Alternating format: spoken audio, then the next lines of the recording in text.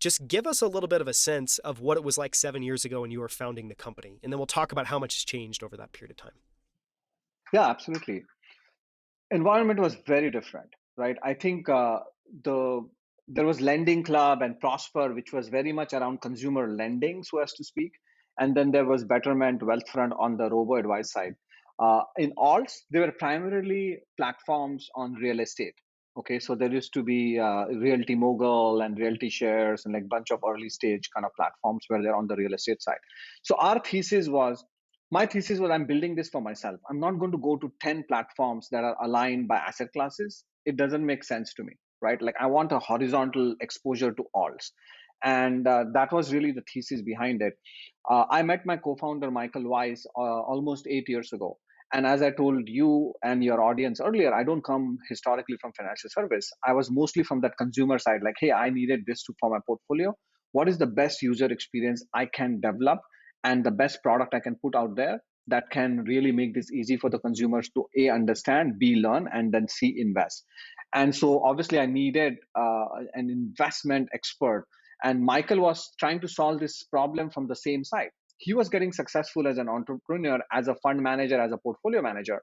But his business was built on meeting with individuals personally. And that was not a scalable model as he became successful. And being a millennial himself, he said, hey, how can I tap into technology, build an online brand so that what I'm doing and I'm generating these really strong returns, how can I get more people to automatically interact with me and invest alongside me? So that's really how the idea kind of came together. And a lot of the VCs early stage told us that, hey, invest only in one or two asset classes or bring them to market only in one or two asset classes. And we said, no, longer term, we don't want to be an asset class specific platform. We are a distribution infrastructure. What we want to do is what's best in class and bring them all together, and we can throttle up and throttle down. Okay.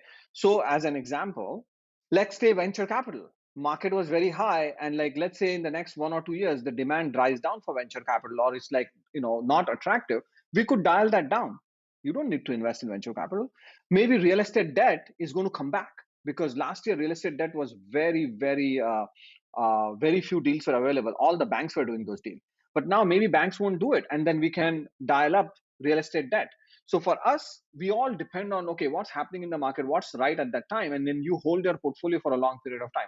So Daniel, that's really where like the dynamism of a distribution platform comes into picture, where we are not tied to a strategy per se, but we are tied to a holistic approach of exposing you to private markets, and you could dial up, dial down just based on broad, what's happening broad in the ecosystem.